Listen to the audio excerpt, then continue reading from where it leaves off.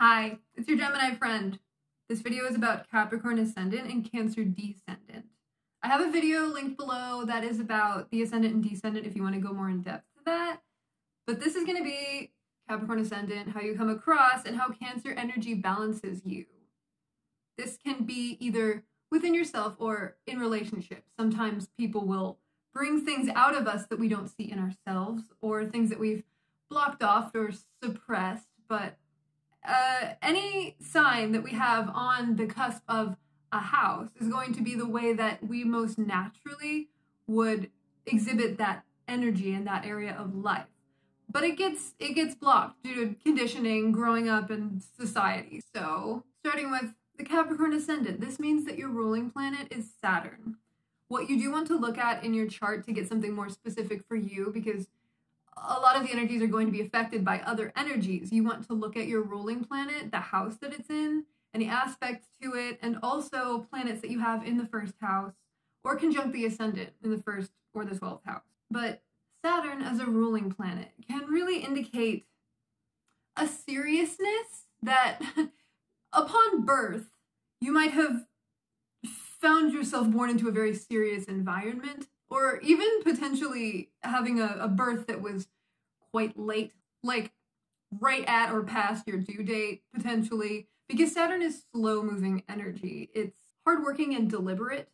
So this is going to be the energy that you approach life itself with, what you kind of embody and present to others, and the overall perception that you have of the world. When Saturn is this means that life is seen as something to take seriously.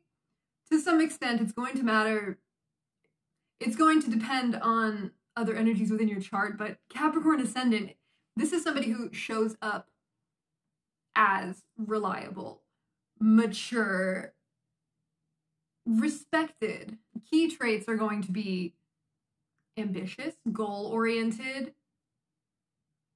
There is a need for public recognition in a professional way here, because Capricorn is associated with the midheaven, which is like our public image based on what we've made of ourselves career-wise or publicly in general, like the public perception of you. So people with a Capricorn Ascendant do want to be seen as people who have really done something with their life, are working towards something, and are on the path to success.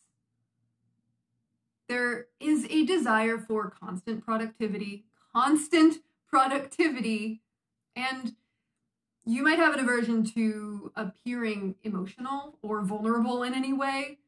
This is an energy that wants to appear capable and like you got everything under control at all times, which can be a very heavy burden, as I'm sure you know. One of the toughest things for this sign is going to be like a tendency towards burnout, because the thing is, most likely you are absolutely as capable as you come across and want to come across, but nobody can withstand constant work. Like, you have to rest sometimes. This is an indicator that self-care is going to be incredibly important for you, and that it might not come naturally.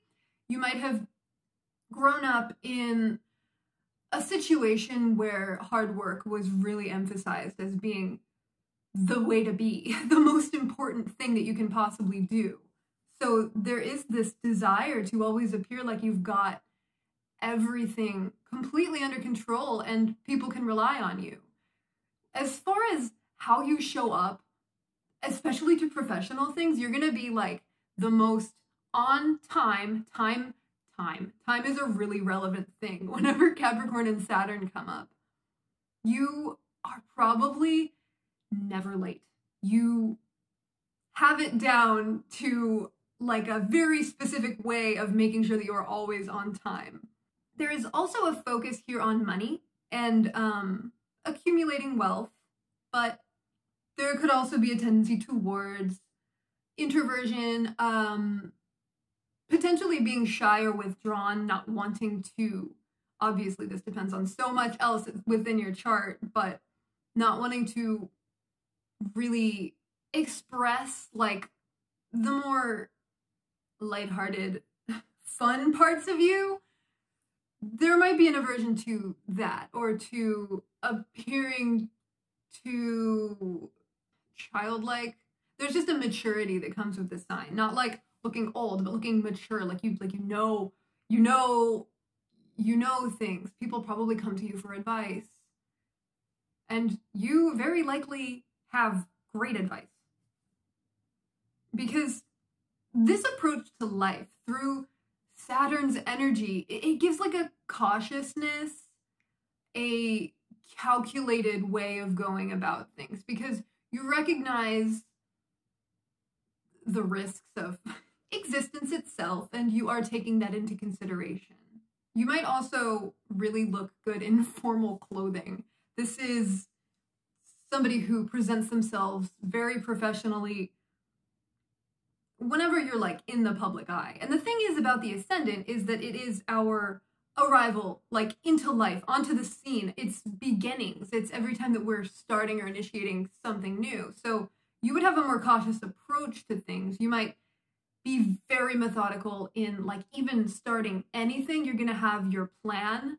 You're going to have like all the steps laid out and make sure that you probably won't even start until you're at least somewhat sure that your result is going to be up to your standards.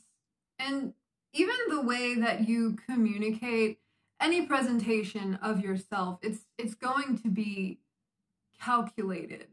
Not in an ingenuine way, just in a way where like you recognize that you have complete control over your public image.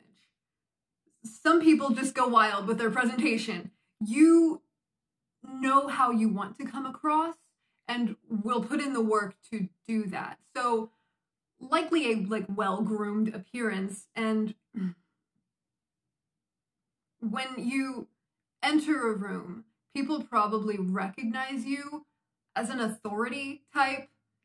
You might just automatically come across as somebody who knows everything. Like everyone just asks you questions and you're like, why do you think that I would know that? But you just seem like you know.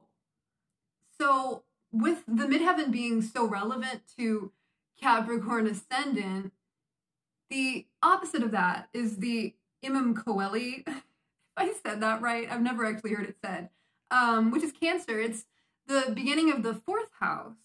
The midheaven is the beginning of the 10th house, if I did not mention that. 10th house is career, 4th house is home. So Cancer energy, opposite Capricorn energy, it's like work-home balance.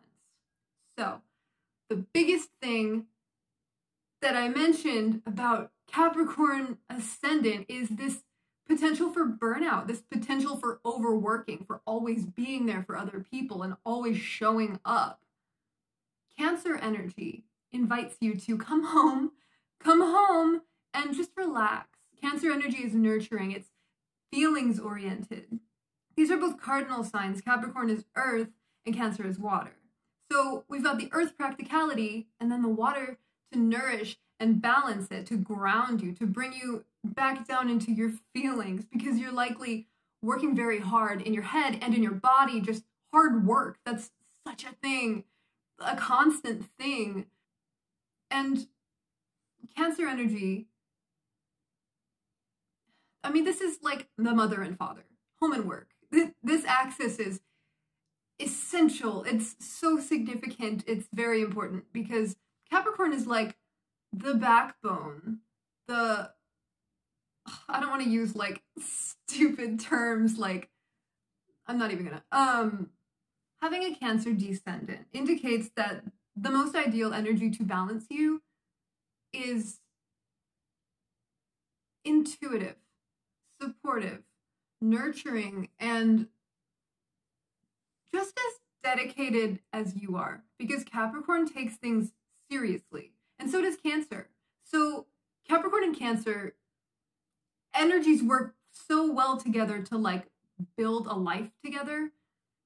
Say Capricorn is out working, Cancer is at home making everything nice, and they are such equally strong and necessary energies. Sometimes, especially with society and Earth, we're always focusing on productivity and what we have to work on.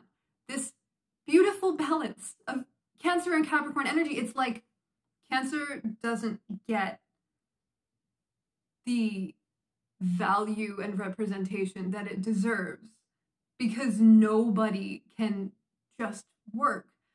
You need that comfort, that time to rest and get back to yourself and just treat yourself nicely.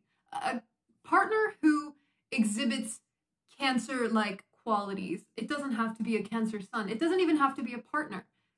The Cancer, having Cancer on the cusp of your 7th house shows that you might even suppress this within yourself, or you might not see it within yourself. It's up to a lot of things whether or not other people can actually see it within you, and it would be the people closest to you that can see this more nurturing side of you. But if you're completely closed off to that, that's when a partner will come in and either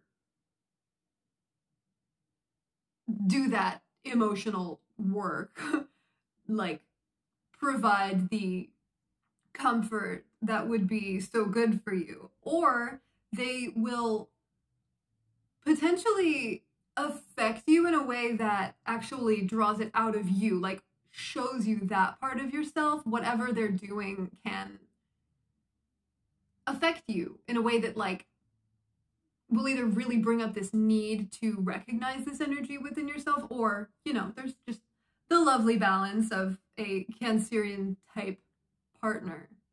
And these two signs, they share a more introverted nature. So that's why it is so important to have a safe home space for yourself. Being at home and really taking the time to take care of yourself, it's so important. It's something that I feel like society is moving more towards recognizing the need for self-care since we've all been doing this rat race thing for so long. But the thing about Cancer balancing Capricorn is like this emotional vulnerability. Cancer is represented by the crab, which, you know, hard outer shell, soft insides. So Cancer can definitely be averse to vulnerability when it's in a more agitated state, but very healthy Cancer energy just draws emotions out of people because of that security that the energy provides. The idea that you can just come home to this and be embraced in the loving. So what you want to take away from this is, please pay attention to how much you're working and how much you are balancing that with being at home and taking care of yourself.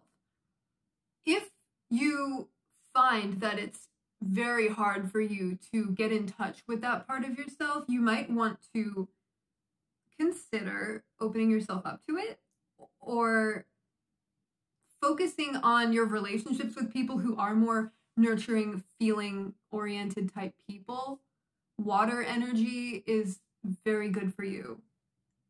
But this axis, to me, it's kind of like the perfect couple. I really, really love it. In conclusion, don't work too hard. Make sure that you are paying attention to your needs. Ask your body what it wants. Ask your inner child what it wants, what it needs, and really listen. Take time to listen, because you might be so goal, work, moving forward, constant productivity, that you aren't even listening. So listen to your body. This is super important with this placement, because you're approaching life in such a serious way. Take time to do what you think is fun, something that's not productive at all.